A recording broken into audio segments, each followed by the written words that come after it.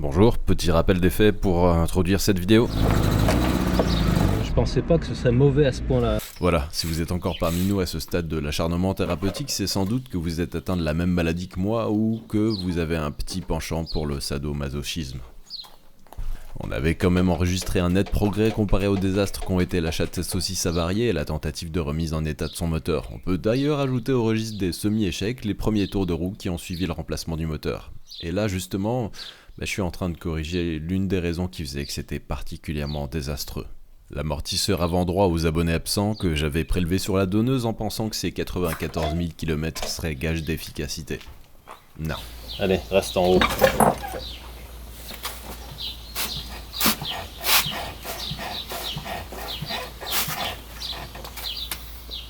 Ça a l'air d'aller. Les roues avec ces dimensions de pneus, c'est parfaitement ridicule sur cette voiture et pourtant c'est la dimension d'origine. Bizarre. Après ça, j'ai commencé à affiner un petit peu les réglages à la lampe stroboscopique pour régler l'avance.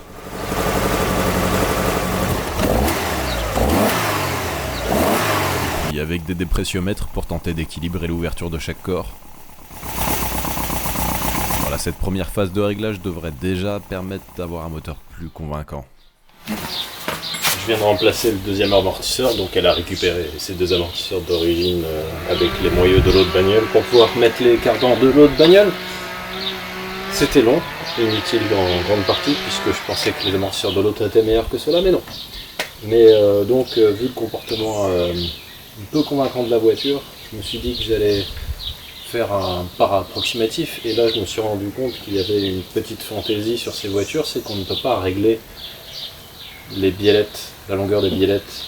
Il faut déposer la rotule du moyeu et lui faire des tours démontés. Un tour 2 mm, ça va être précis comme para. Et pratique surtout. Donc faut pas que je me plante sur les mesures avant parce que sinon ça va être long. Après avoir fait ça et dans l'idée d'aller faire un tour plus tard avec une voiture qui semble pas sortie de ses 15 ans d'inactivité, je me suis décidé à lui octroyer un coup de propre rapide, mais c'est un peu comme se lancer dans une nouvelle opération de chirurgie esthétique sur Madonna, on n'en attend pas de miracle.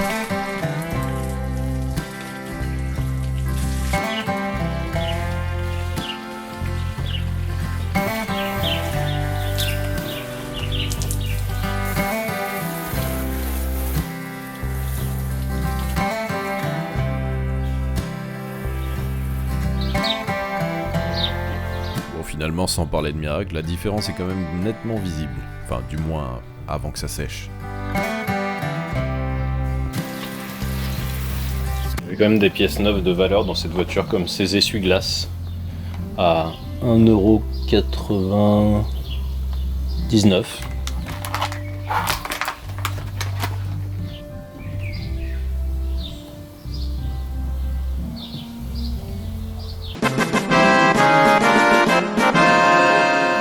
Il faut d'urgence virer cette merde parce que c'est ignoble à la conduite.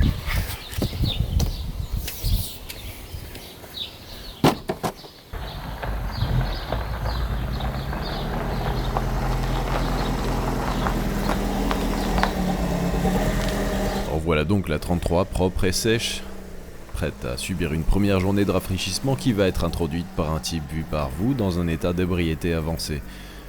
Il se pourrait que j'ai changé le temps d'ouverture de la caméra par mégarde. Comme on est enfin arrivé à un résultat plus ou moins probant sur la partie mécanique, que la voiture roule à peu près bien, on va prendre une petite journée de repos, en foutant rien évidemment, même si j'ai une chaise longue là-bas qui me tombe bien, plutôt en s'investissant sur le côté esthétique. J'ai toujours trouvé ces gouttières en plastique plutôt moches, surtout que celle-ci est pétée à l'arrière. Ceux de la série 3, notre donneuse, c'est quand même plus convaincant. Je trouve que ce qu'ils ont fait, ça s'intègre mieux à la caisse. Donc ils sont noirs métallisés, enfin gris foncé, ça devrait pas trop détonner. Et à terme, je peux aussi prendre le temps de les peindre dans le même bleu que la caisse, mais sachant que c'est noir d'origine, je sais pas trop. On va déjà voir si ça se monte. J'ai l'impression que oui.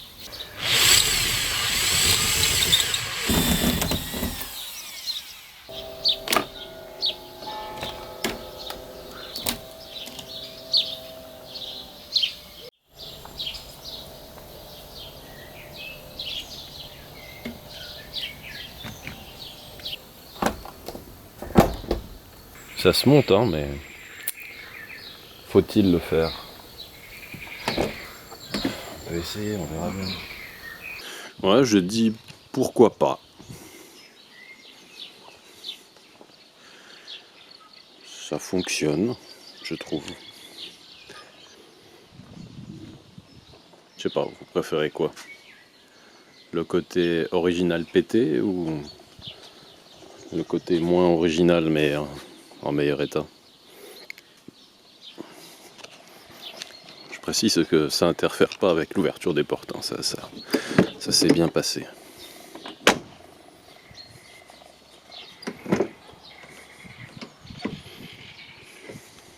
Voilà, j'ai fait les deux côtés. Franchement, ouais, je pense que le temps passant, je vais être de plus en plus convaincu par cette adaptation. Maintenant, on va pouvoir virer ces verrues. Évidemment, ça va laisser de belles traces parce qu'ils doivent être là depuis longtemps. Le but premier de ces machins est censé protéger les arêtes des portes, mais en général, tout ce que ça fait, c'est défoncer la peinture dessous.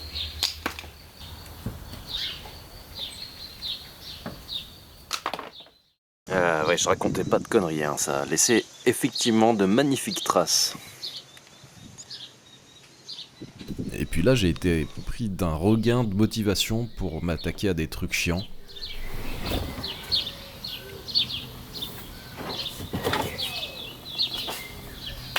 Croyez-moi, il méritait d'être remplacé.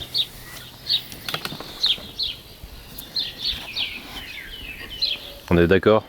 En fait, au départ, c'était pas censé être très chiant, justement. Puisque j'avais une donneuse, donc je me suis dit, allez, on va prendre son ciel de toit qui est pas si mal.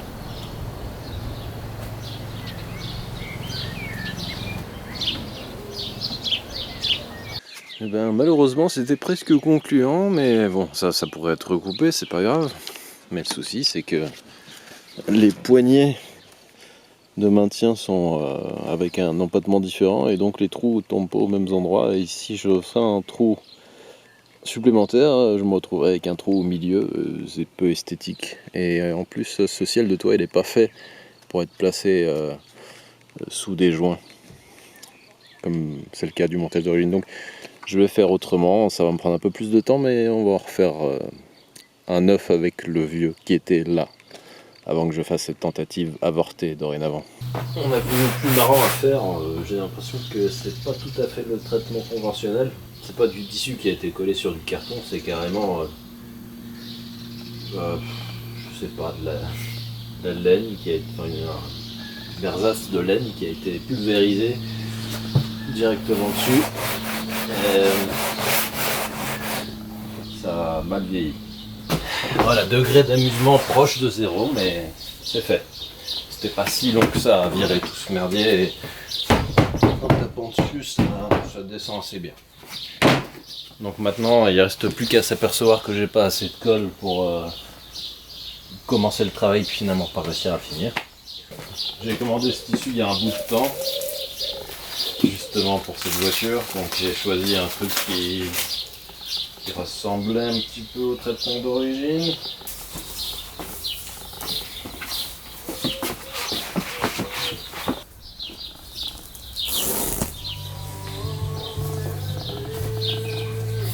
Je vous passe rapidement l'opération qui a déjà été bien documentée sur la chaîne à plusieurs reprises, pour passer au moment où je me suis aperçu que finalement, la pose et la colle, tout ça c'était vraiment la partie marrante.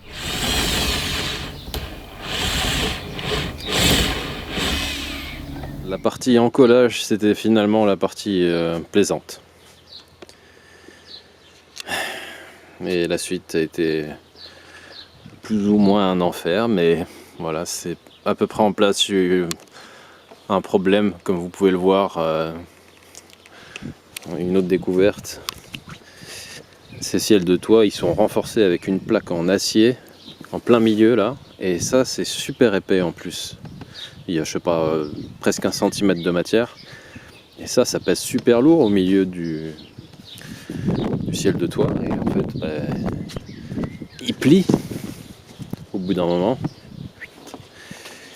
Et donc, tout neuf, il était déjà complètement avachi. Et j'ai voulu faire un truc élégant au début avec une punaise en plastique. Un gros... Est-ce que j'en ai une là? Non, je les ai tous envoyés chier, je crois. Mais voilà, un gros clip en plastique, mais seulement ils étaient tous trop courts.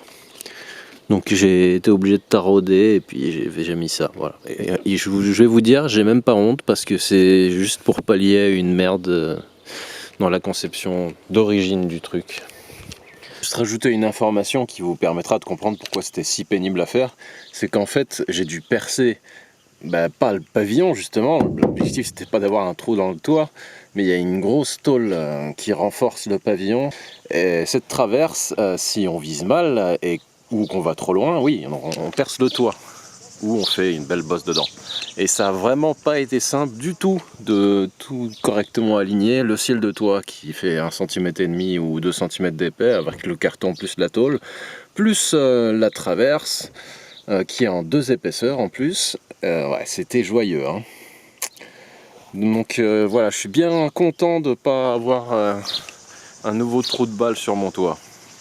Par contre, clairement, j'ai fait la connerie habituelle de vouloir recouper le tissu à la limite du ciel de toit, et c'était pas une bonne idée. J'aurais dû en laisser plus parce qu'à certains endroits, j'ai du mal à le passer sous le joint et ça fait pas super propre du coup.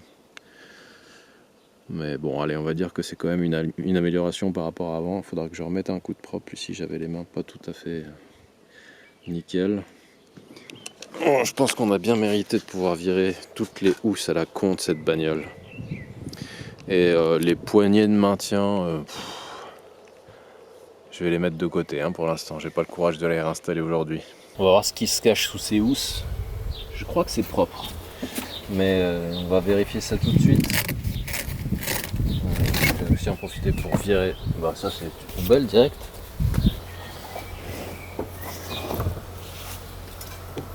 Tout de suite un intérieur clair, ça rend un intérieur plus intéressant.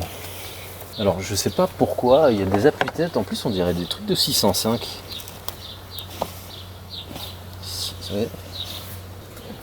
Oh, dommage. Il y a un petit accroc là. Et ça va pas s'améliorer avec le temps. Mais bon, je préfère voir l'accroc que les housses.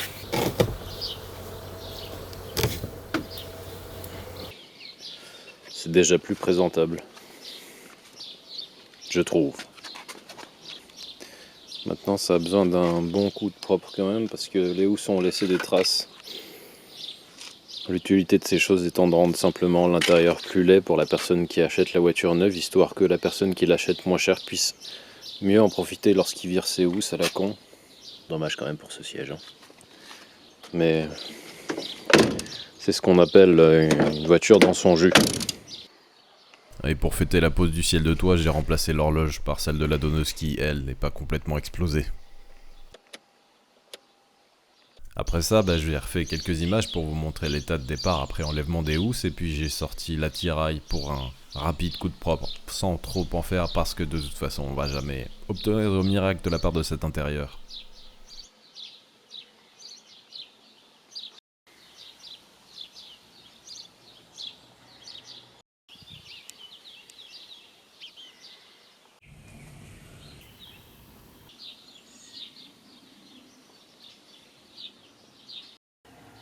Donc comme je vous le disais, pas miraculeux mais plus propre et présentable. Par contre, là oui, ça l'était un petit peu.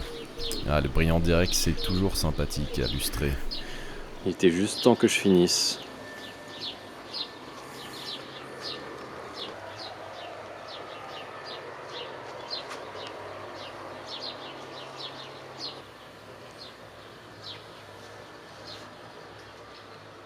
Et voilà ce que ça donne après le lavage et après le lustrage. Autant vous dire que j'en espérais pas autant. C'est un peu comme mordre dans un croissant de la veille et s'étonner qu'il ait gardé tout son croustillant. Ça me donne encore plus envie de baffer le type qui s'est improvisé carrossier peintre et qui a ruiné le potentiel de pas mal de panneaux en y pulvérisant de la bombe ou en y allant carrément au pinceau. Voilà pourquoi je me suis limité aux panneaux que vous voyez à l'image. On peut noter qu'on est toujours très nettement du côté du bleu plutôt que du vert malgré le choix d'Alpha pour le nom de cette teinte.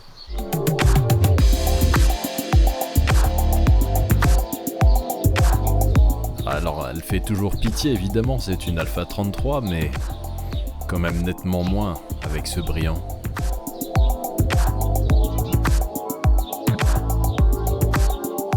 Ce petit succès visuel m'a motivé à résoudre un des problèmes que j'avais encore, à savoir le levier de frein à main qui tenait rarement en place, puisque ces cannelures sont complètement bouffées comme vous pouvez le voir.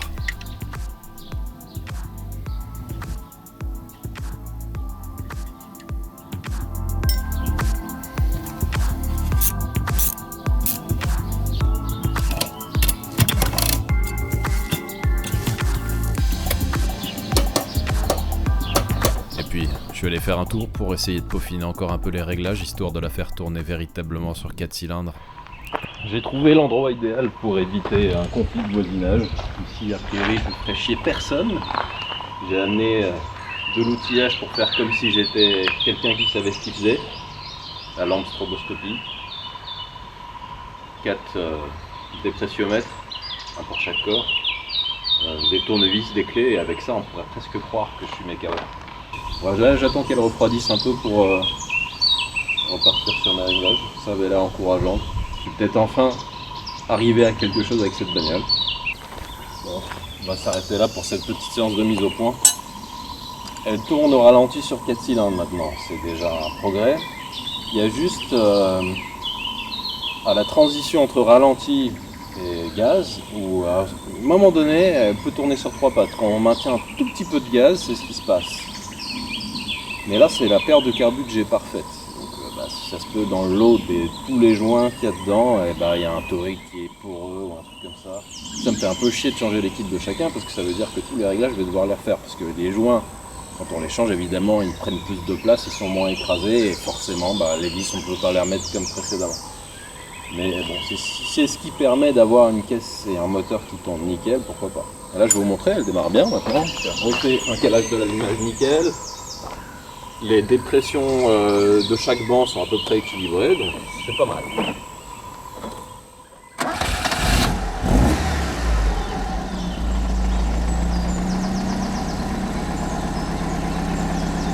On tourne un tout petit peu moins de 1000 tours, je pense que c'est ce qu'il faut.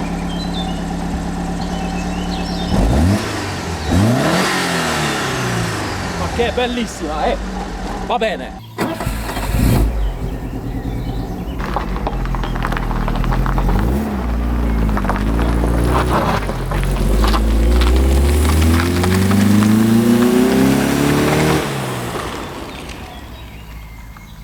Avec ces réglages, on a déjà un peu de souplesse mécanique.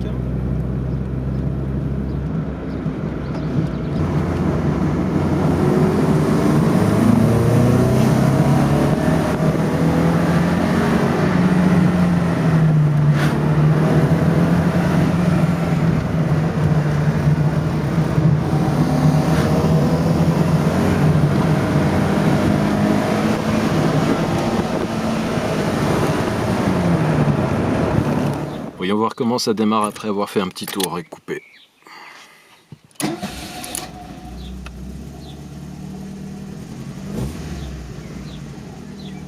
Pas mal.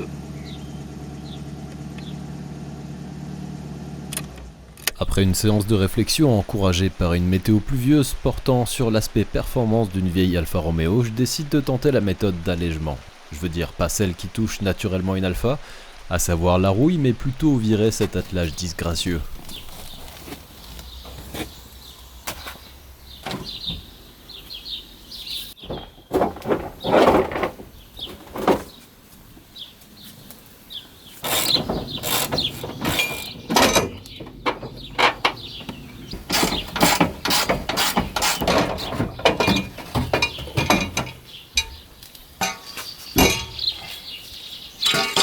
Malheureusement pour moi, cette opération ne fera probablement gagner qu'un soupçon de centième de rapport poids-puissance, puisque cet attelage devait peser aussi lourd que ma conscience en matière de sécurité des membres inférieurs. Surtout que j'ai rebouché tous les trous qui servaient à le fixer.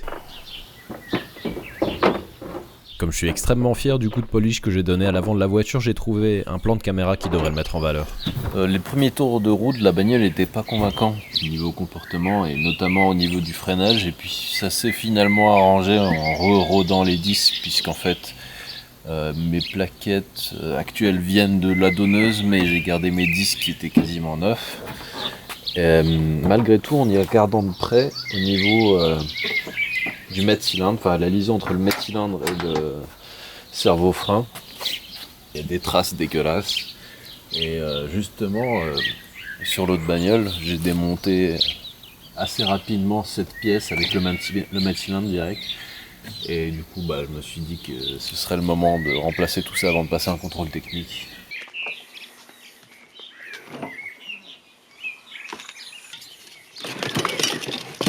Donc celui-là, il est clairement en meilleur état. Ensuite, il faut commencer par le commencement avec le dégagement de la pédale de frein, avec un circuit évident à dégager et un angle de caméra parfait. Je ne laisse pas se faire, hein. Pendant ce temps-là, je suis en train de me faire piquer par des moustiques. C'est tout ce que j'aime.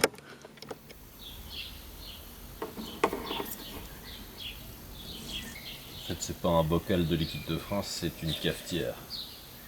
Une cafetière italienne qui nous fait un très bon café bien noir.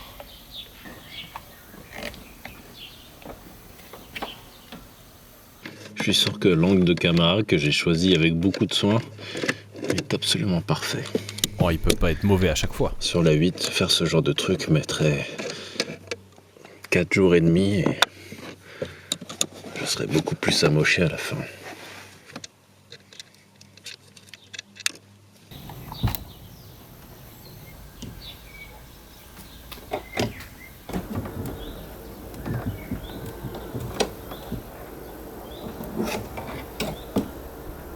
Et ça a bien dégagé à la vue sur la tôle qui est placée juste en dessous et qui a souffert des petites fuites de liquide de frein. Autant dire qu'il va falloir s'en occuper avant de remonter tout ça, sinon je vais m'en vouloir.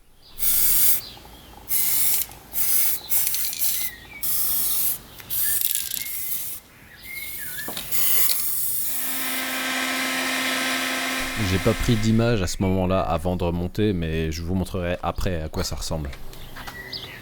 Si vous vous êtes déjà posé la question, oui, on peut trouver des bidons de liquide de frein de 5 litres. Chez Racing Lubes, par exemple.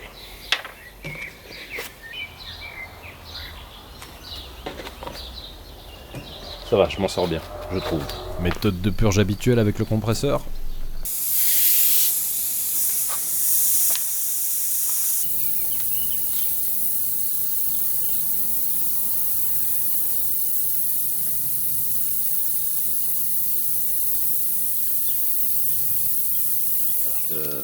C'est le mètre-cylindre ici qui fuit un petit peu, on le voit là au niveau de l'axe.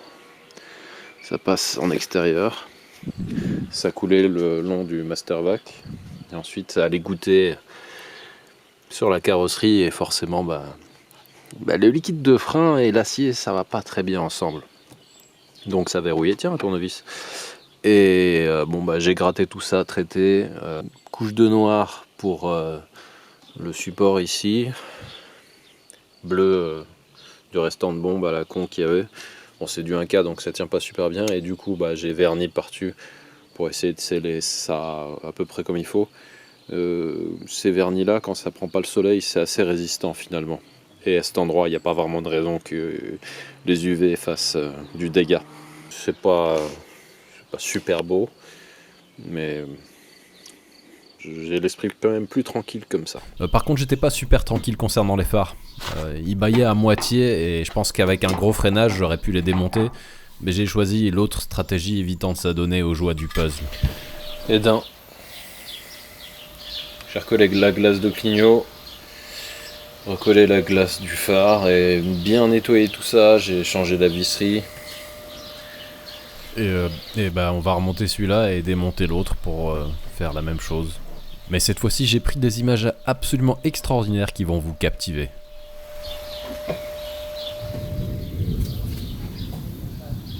Je pense quand même que les designers chez Alpha, ils étaient un peu en panne d'inspiration au moment de dessiner la 33. Comme vous pouvez le voir, les vis ça rouille aussi très bien dans le plastique. Mais là, miracle, j'ai réussi à tout démonter sans rien péter. Par contre, j'ai quand même tout remplacé parce que ça se tente qu'une fois.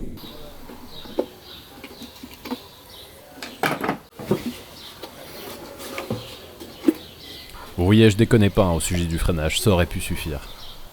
Ensuite, on arrive à la partie la plus plaisante. Une demi-heure à enlever le mastic-colle qui a moisi.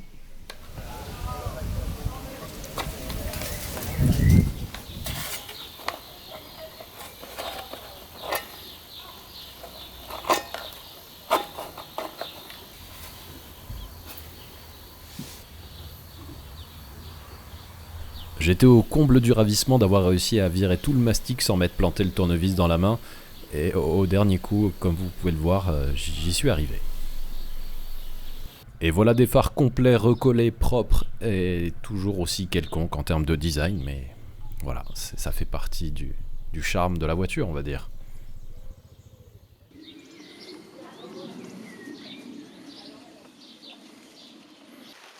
La météo reflète parfaitement mon humeur à ce moment-là. J'ai voulu régler un petit peu la patte qui sert à caler la calandre et j'ai cassé le phare. Si vous ne connaissez pas Denis, vous devriez. C'est celui qui m'a transporté la CLK 500 quand je l'ai acheté. Il a le garage Provence Motors, si je me souviens bien du nom, ou Provence Vintage Motors, je sais plus. Il a eu la gentillesse de m'envoyer gracieusement une glace de remplacement pour ma connerie. Donc grand merci à lui. C'est l'heure de passer le contrôle technique, je crois. Serait-il temps ?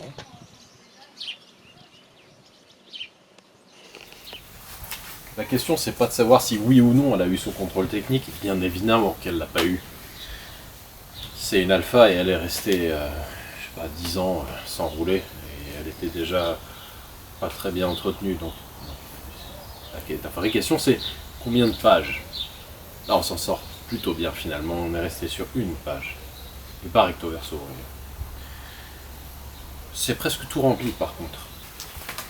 Voilà, ça pourrait être pire, hein, franchement.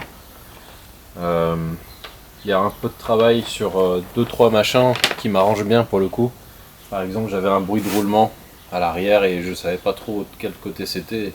À la conduite, franchement, en appui, ça faisait pas tellement plus de bruit d'un côté ou de l'autre. Et là, il m'a trouvé le côté en question et a priori, c'est arrière gauche. Donc voilà, je saurais que sur ma donneuse, il faudra que je prenne cette pièce. Batterie, elle est trop étroite, donc il faut que je trouve une cale pour bien la tenir. C'était un petit détail. Elle a évidemment pas passé la pollution, mais pas grand chose, hein. 3,82 au lieu de 3,5. On va faire un petit ajustement et ça devra le faire. Un peu de rouille avec un trou perforant arrière gauche pour être un peu de tatillon. Et oui, à l'arrière, j'ai une un tyran de train arrière qui est libéré de son statut d'esclave. Je vais vous montrer.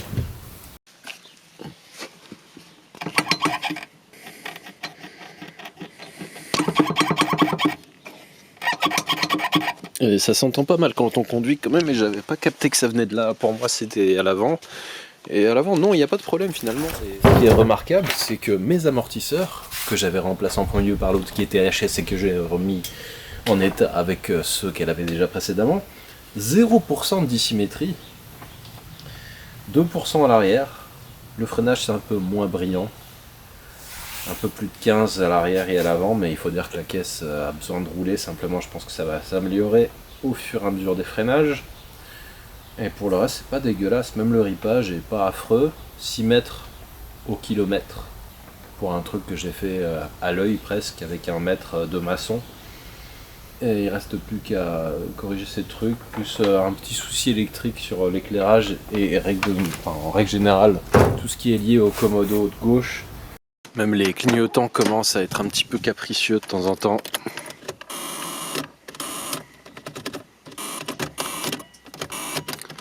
Ouais, là, ils ont même plus envie, je crois. On va commencer par remplacer le tirant arrière droit dont j'ai trouvé une pièce en bon état sur ma donneuse. Ça tombe bien, décidément, elle justifie sa présence.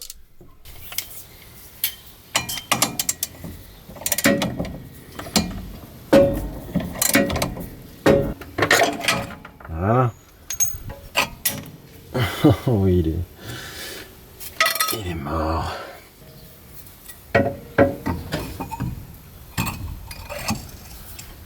À nous.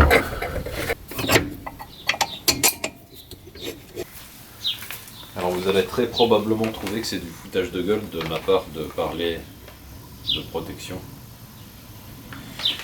Mais suite à de nombreuses expériences pénibles.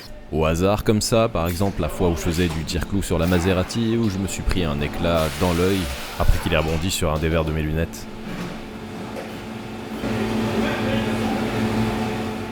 Du coup, en plus de m'être foutu un truc dans l'œil, j'ai aussi abîmé mes lunettes. Alors que le tir-clou, c'est quand même pas l'engin le plus dangereux qui existe.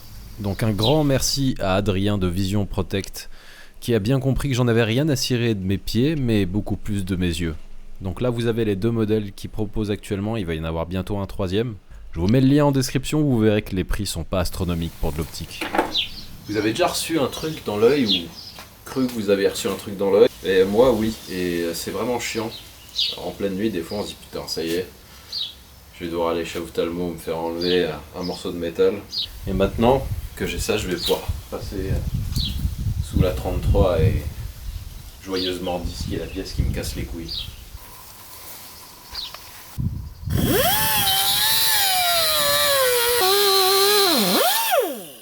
Il a pas très envie de venir quand même.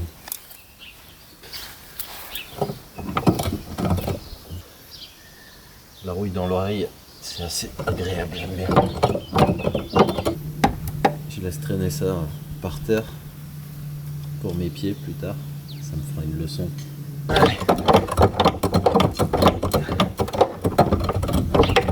Oui. Oui.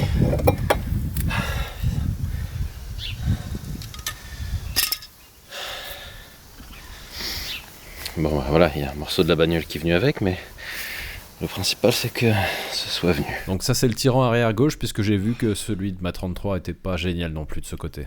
Puisqu'on y est, on va s'occuper du roulement. C'est vrai qu'il a pas l'air très en forme.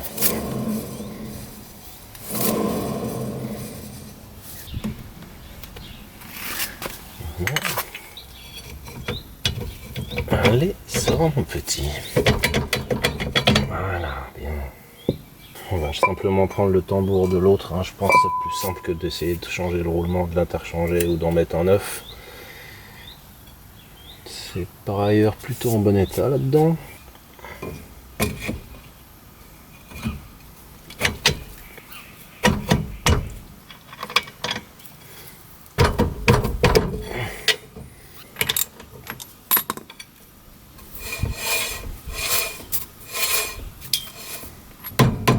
J'avais beau essayer de me distraire avec plein d'autres défauts sur cette voiture, le problème du moteur qui tournait sur 3 cylindres, ça m'obsédait un petit peu. Alors, exceptionnellement, je vais faire une petite entorse à ma manie de ne jamais changer les éléments de l'allumage, parce qu'on a toujours ce phénomène à la con de moteur qui tourne sur 3 cylindres au fil de gaz sorti du régime de ralenti. Donc je vais demander à Autoshop de me fournir doigts, distributeur d'allumage et bougie. Et ça va probablement rien changer, mais au moins on aurait éliminé ces éléments-là.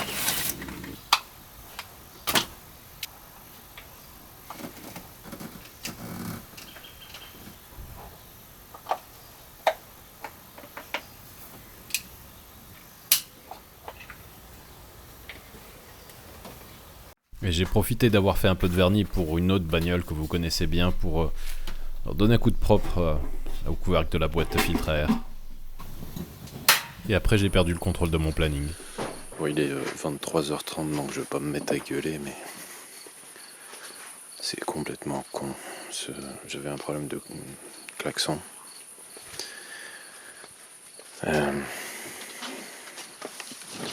En clair, le problème c'est que il n'y avait pas de mise à la masse de cette partie du volant, parce qu'il n'y avait pas de mise à la masse non plus de la crémaillère et de la colonne de direction. Enfin, il y en avait une, mais très mauvaise, probablement que du fait du jeu et de la rouille au fil des années, la continuité a fini par disparaître, on va dire. Donc j'ai rajouté ici un fil de masse sur ce petit bordel qui était plutôt bien placé pour moi. Et ici, là, donc sous la crémaillère, j'ai percé un endroit qui craignait pas, et puis voilà, je l'ai mise à la masse de cette manière, parce que sinon il n'y avait pas moyen d'avoir un truc fiable. Et ça m'a pris très très longtemps de vraiment comprendre ce qui se passait. Bon, voilà, je vais ranger les outils et puis prendre une douche. Bon bah il semblerait que mon souci de 4 pattes qui tournent sur 3 sur un léger coup de gaz, c'était bien un problème d'allumage. Là c'est bon.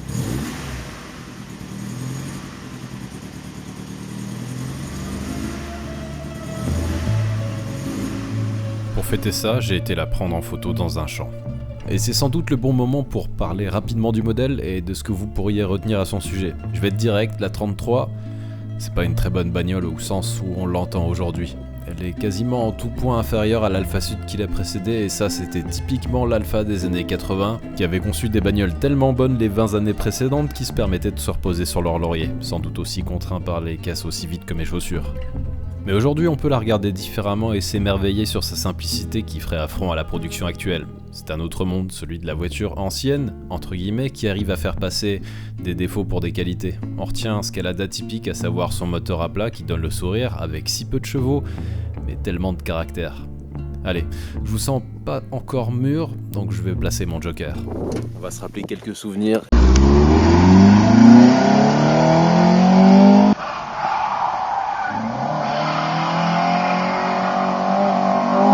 Et on va faire quelques kilomètres sans la boîte à air. J'ai beaucoup pratiqué ça avec ma première 33. C'est mal, mais qu'est-ce que c'est drôle.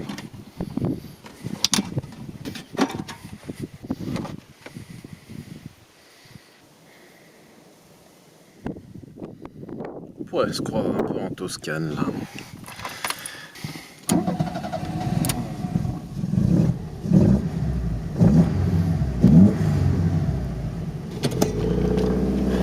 C'est tout de suite plus marrant quand même.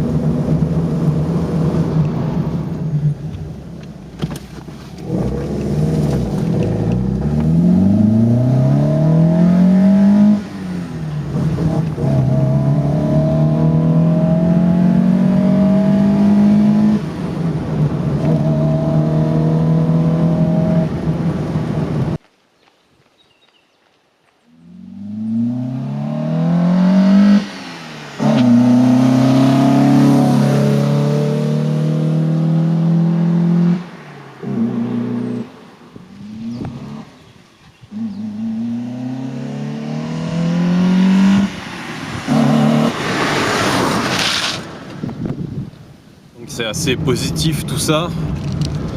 Le changement du tirant arrière là, qui est chargé d'éviter à l'essieu de s'avancer et de se reculer, ça a beaucoup amélioré le comportement routier. Je retrouve un peu les sensations que j'avais précédemment. En fait, je pense que la caisse elle s'affaissait beaucoup à l'arrière droit, et au changement de cap, à mon avis, tout l'essieu il bougeait un petit peu. Là, c'est quand même nettement mieux. Donc ouais, je suis plutôt content. Et mécaniquement, c'est vrai que le petit changement en bougie et distributeur et doigt d'allumage, ça a fait du bien, je dois admettre. Je sais pas lequel des 3 éléments a le plus joué. Je pense quand même au distributeur parce que le précédent était un peu dégueulasse. Voilà, on commence à être pas mal. Et voilà un nouvel épisode qui arrive à son terme. On a bien avancé sur des trucs pas forcément hyper importants cette fois-ci. Il reste encore the elephant in the room, à savoir l'allègement naturel qui touche certaines voitures italiennes, et celle-ci ne fait pas exception.